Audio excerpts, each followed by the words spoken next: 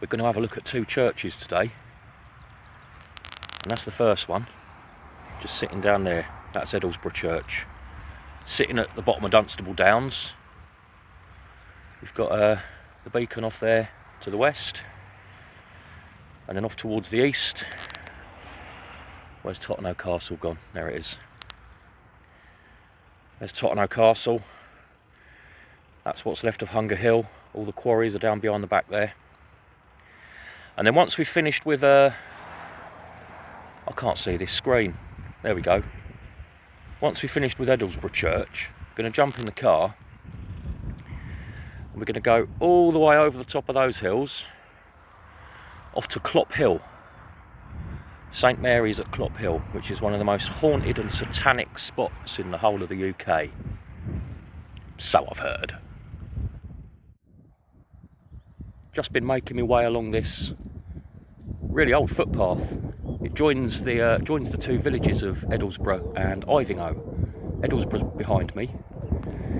There's Ivinghoe Beacon with a little tree that could. And the village of Ivinghoe sits just over there. So this old track would have been a little local route for the villagers who might have been wanting to avoid the Icknield Way, which is the major arterial ancient trackway across the country. So if I just have a look behind me, we'll see Edelsberg Church. There it is, sitting on top of its little mound, its little barrow. Now the name Edelsborough actually means Aidwulf's Barrow. There was once upon a time a man here called Aidwulf who was living on this little hump in all the low down marshy ground around here, sitting at the foot of the hills. And it would appear that he was so well known for being mad enough back in the, who knows, 6th, 7th century. He was mad enough to be setting up camp on this little hill in the middle of the marshes, and it's been known ever since as Aidwulf's Barrow, suggesting of course that he's also buried there.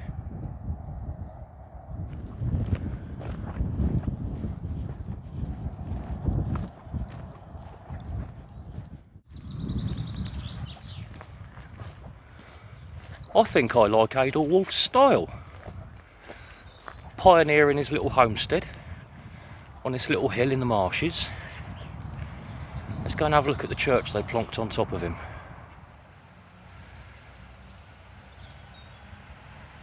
Up to its ears in old yew trees, as you'd expect.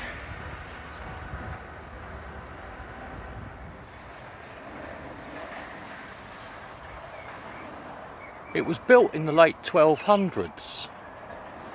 Roughly 100 years after St Mary's at Kensworth was built. That's the old flint church we went to when we walked the Corpse Road.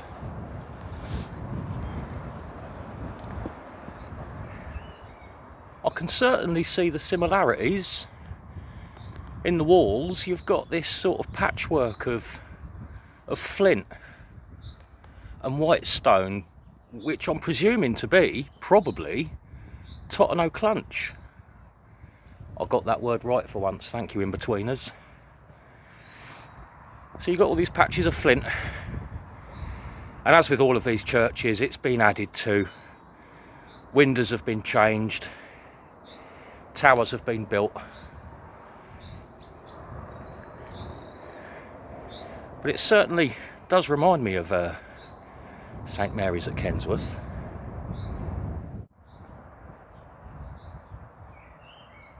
And what a lovely spot to set your little homestead up on.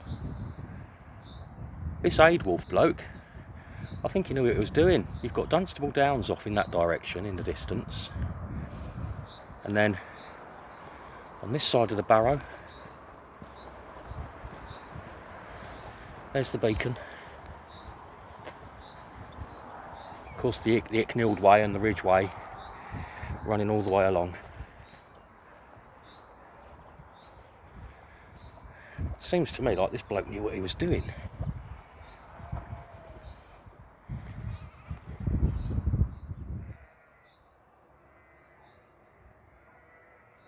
Feeding time.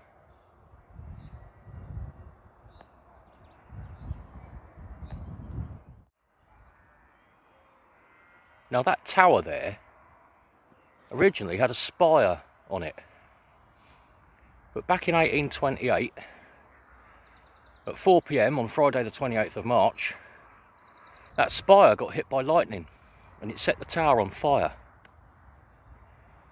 The lead roof melted very quickly, started dripping down into the tower and into the church below, and firefighters came in from Dunstable, Edelsborough and Ivinghoe with whatever appliances they had at the time. I mean, in 1828, I'm guessing it was horse-drawn water bowsers and hand pumps. But as the fire continued, the bells came crashing down as well. Ripped out all the floors on the way, and they were sitting there, hot molten brass with all this hot molten lead around it, in serious danger of setting the rest of the church on fire. It took until 5 o'clock the next morning, but eventually they did manage to get the fire out. And throughout all that time, they did also manage to stop it spreading to the rest of the church. But obviously the tower was in a terrible state. You can see those iron X's. They were put there as part of the restoration to shore up the tower and hold it back together again. The bloke who did it, he seemed to have a good idea. He did the repairs with a modern version of Roman cement, Roman concrete, which, as we all know, lasts a very, very long time. So it very nearly finished off the church, but the valiant efforts of the locals managed to save it. And while it's now spireless, I reckon that Roman concrete is going to hold that together for a good few thousand years. Now, old Adewulf, he's not the only significant local to be buried on this barrow. My dad's parents are also buried here. Old Bert and Ernie from Edelsborough. Bert and Ernie, I'm always saying that. That's what we used to call them. Bert and Iris. Oh, sorry, Nan and Grandad. Bert and Iris, not Bert and Ernie. They're buried here too, and I consider them to be two of the luckiest corpses in the county. Every person buried here is immensely lucky to be buried in such a beautiful place. Imagine looking at that beacon for eternity.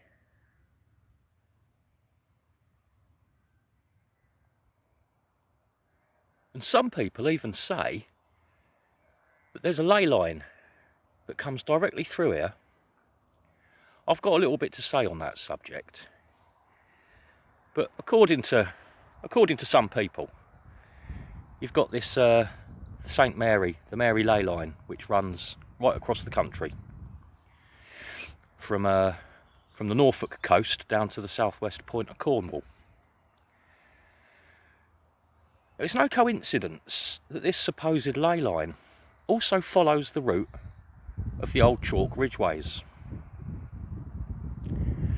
Maybe that's why these points and all these St Mary's churches are all on the same alignment. It's just because they were very widely used tracks, and before humans were even using them. It's suspected that what actually spurred people to start using these tracks in the first place is that before people were using them, they were migratory tracks for all of the large game that Neolithic farmers and, well, you know, people before them used to actually depend on and live on. And some people say, well, how come the St Mary line has got all of these churches called St Mary's along it? Well, I'd suggest that it's because there are thousands and thousands of St Mary's churches in Britain.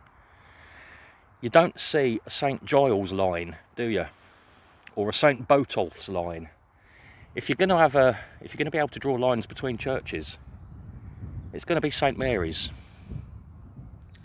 I mean, these places are significant. These routes are significant, and these things that people call in ley lines are very significant. But they're nothing magical. They're just ancient routes, and they have lots of settlements, lots of monuments, lots of barrows, Lots of important places along them.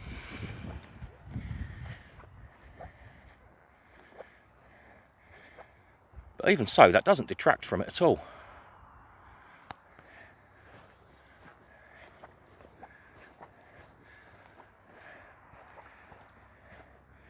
What an outstanding place to be.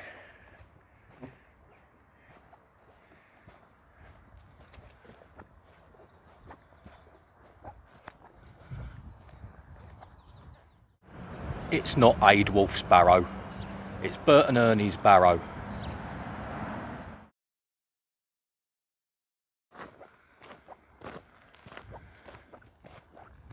We're over in Clophill now. Moved away from the beautiful Church of St Mary's in Edelsborough. And we're just making our way up the lane out of Clophill to the long abandoned Church of St Mary's. And reputed to be a portal to hell itself. Now, last time I tried coming up here, it was in the early 90s. And this place is famous. Anybody who's grown up around here knows about Clophill Church. And when we were about 16, 17 years old, we just started getting motorbikes and cars. We used to come up here, just trying to scare the bejesus out of ourselves. And the last time I tried, the police had blocked it all off. We came up here one Halloween, I'm guessing it was 92, 93-ish. And it had got itself such a reputation for supposedly dark doings, and later on for thrill-seeking kids, that the police actually stopped anybody coming up here.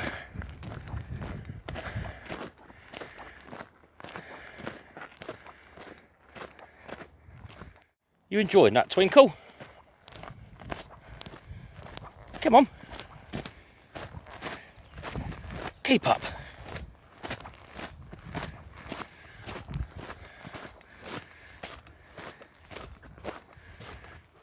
You don't mind me taking some pictures, do you, mate? Not my property. Oh, okay. With my van now, I'm happy with that. Okay, cool. Cheers. Yeah.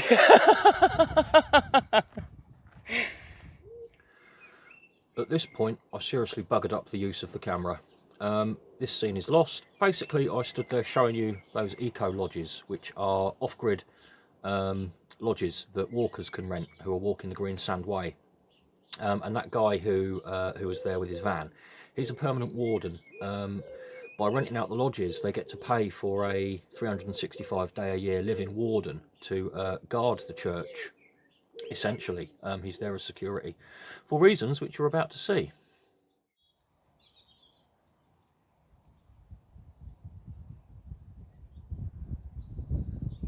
No longer such a spooky place.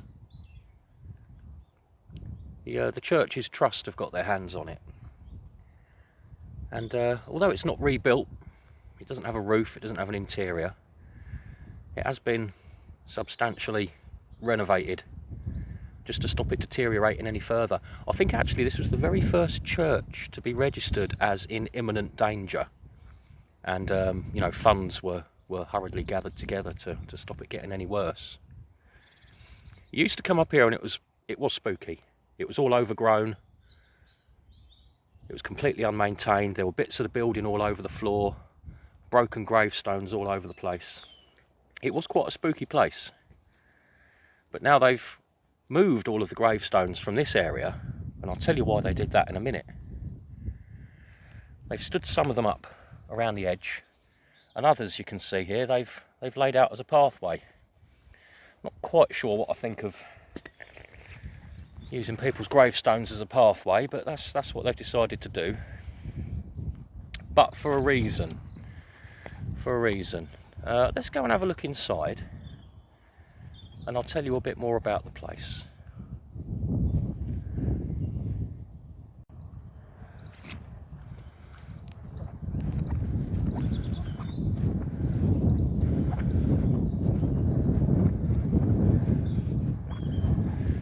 10th century foundations, so they reckon. Oh, I've just spotted something. I was really hoping would still be here, and it is. Come on, Twinkle. This mark here under the window. Don't know if you can see that red cross. That's one of the, I'm amazed it's still here. It's one of the original 12 consecration marks that were dotted around the church when it was built.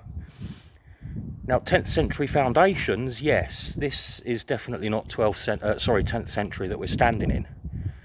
So exactly how old that consecration mark is, I don't know. But I'm amazed at how red it still is. Ancient, and it's still red. And more to the point, nobody's vandalised it. It hasn't been chipped out. Amazing. Right. There's the tower. So presumably the altar would have been at this end. Now that's one myth I'm going to dispel immediately about this church. They say that it was built backwards.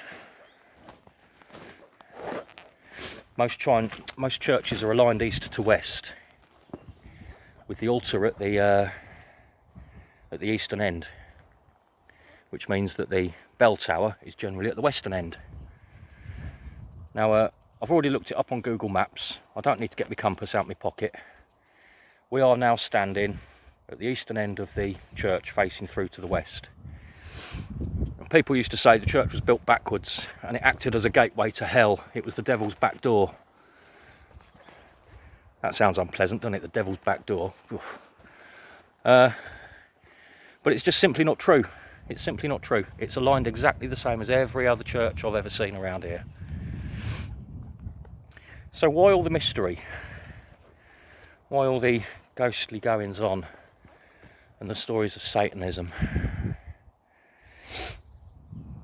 Let's sit down here.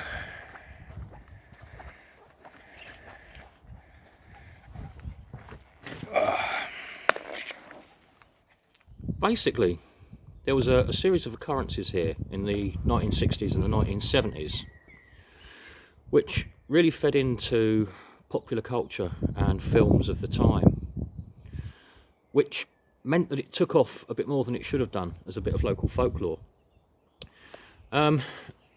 I think it was 1962. Two young lads were out on a Saturday morning bike ride, two lads from Luton, out on a Saturday morning bike ride, and they followed the lane up here. And at the time, this church had been out of use for 150 years or so, and it was completely forgotten about, completely derelict. It was in a right old state. These two lads found the lane and decided they wanted to cycle up here and have a look at the old ruin. When they arrived, what they found was a load of desecrated graves, body parts. They also found sacrificed animals, and the skull from one of these graves. I forget the young lady's name, but she was the village apothecary's wife. I think she died in 1770. They dug up this old grave from 1770 and they took her skull and impaled it on a spike in here, in the church. So this made it into the local news and it made it into the national news, and it was bandied around as being satanic rites. Now at the time, there were a lot of films about. The one that springs to mind, the most famous one I can think of, is the Wicker Man. These kind of sort of pagan-based, creepy rural community films. That Michael Winner did some as well. I've seen quite a few of these films. It's the Wicker Man that comes to mind. And there was a guy who made a film about this place. He was an Italian director. He made a film called Witchcraft 70, 1970. He made this film. So back in 62, you'd had these you'd had these, let's euphemistically call it, antisocial behaviour going on here. It made it into the news, and then this guy made a film about it. It was a very popular film. They call them Mondo documentaries. it's kind of made as a fly-on-the-wall documentary. But of course, back in 1970, people watching this film would have taken it as real. There are clips of it on YouTube, and there are idiots in the comments who say things like, "Oh my God, how did the cameraman get out of there alive?" So you can see how, this is in 2021, people are making these sorts of comments. You can see how back in 1970, when the film was made, people would have just taken it for real. Another example of that I remember is back in the 90s, it was either Brass Eye or The Day Today by Chris Morris. And there was an episode on that about paedophiles being rocketed into space with small children on board. Obviously a send-up of the media, very obviously a send-up. At work the next day, there was people saying, "Did you see that programme last night? That was disgusting." So it just goes to show that even as recently as in the 90s, if you do a kind of a mockumentary, people will believe it. Now that mockumentary, that Mondo film, Witchcraft 70, showed supposed footage of a black mass going on. There was a naked woman on the altar, all the standard things, you know, black robes and masks and all that sort of thing. This film made it out there, and it only cemented what people were already coming up with in terms of stories about Clophill Church. Kind of a self-fulfilling prophecy, I suppose, because in 1969 it happened again, and then in 1975 it happened again. So it got itself a bit of a reputation, and people were coming up here doing silly things. There is absolutely no record of anything going on here previous to that. It's all very recent. It all started in the 1960s, despite people believing that this is an ancient portal to hell and all the rest of it. It certainly doesn't look that way now. It did lend itself to that. I remember what it was like 20 odd years ago. It was spooky. You can see how these stories come about. But it's the same old story. It's the same old story. There's really nothing spooky about this place. Let's go and have a look around the outside of it. The brickwork up the side of this tower, you can see where it's all been cemented in. That used to be so rough you could actually climb up that wall, up to that metal grill up there. The grill wasn't there, it was just an open window. You used to be able to climb up that. And guess what I've just spotted? I've just spotted another consecration mark. I'm absolutely astounded that they're still here. Absolutely amazed. Apparently, running 13 times around the church in an anti-clockwise direction will summon Beelzebub himself. I don't know, it's tempting to ask for immortality, make a deal with the devil, but I ain't running around a church 13 times.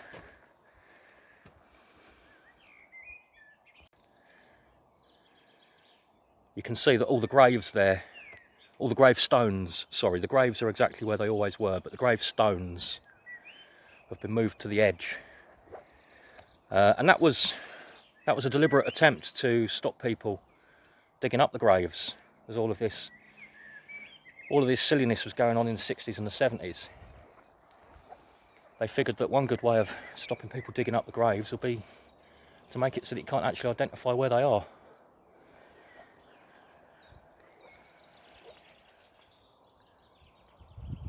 I remember that for years in there was one particularly big bit of graffiti. I think it was on that bit of wall there. Big bit of graffiti that said "Hell is here." Probably had 666 written under it as well.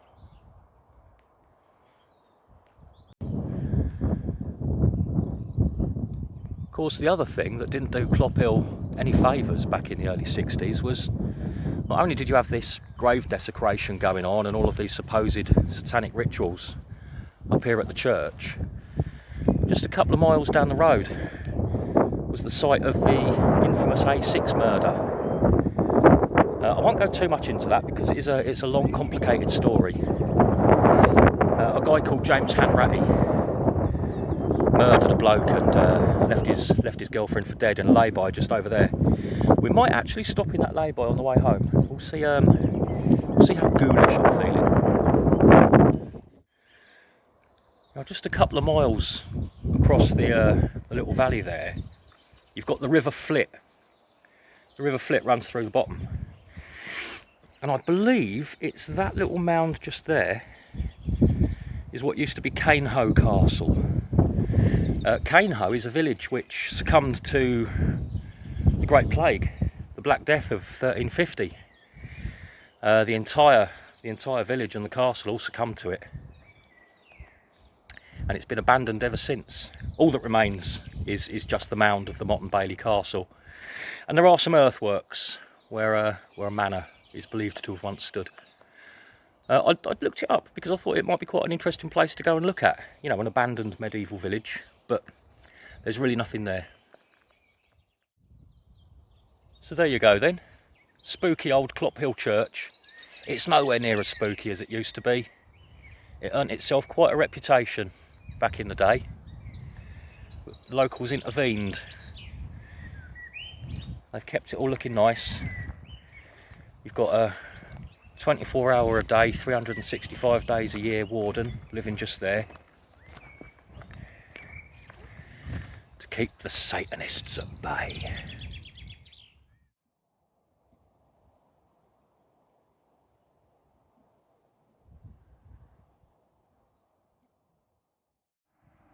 Ghoulish enough just to stop and have a quick look as I was driving by anyway. This is the lay-by on the A6, the end of our little terror trail. This is the lay-by on the A6 where James Hanratti murdered Michael somebody. It's a bit of a convoluted story because he actually picked this couple up in Slough in their Morris Minor. I say he picked them up, they picked him up in their Morris Minor. He pulled a gun out and told them to drive. They ended up here, 60 miles away. At about 1:30 in the morning, where James Hanratti allegedly, he was convicted and hung for it, allegedly shot this Michael guy in the head and left his girlfriend, who was called Valerie, left her for dead. And the next morning, a guy doing a traffic census came along and found them laying in this lay-by. She was still alive, just. And James Hanratti was the 8th from last person in the UK to be hung for murder. And it's a very controversial conviction. He and his family always maintained that he was innocent. And there was actually a guy in the 90s who supposedly confessed to having done it. He's obviously dead now, but there was this guy who confessed to doing it. Now, James Hanratti was not a nice person by any means. He was an extremely violent man. He'd been diagnosed as a psychopath twice, and he made his living stealing cars and robbing houses. So it could be that he was a bit of an easy scapegoat.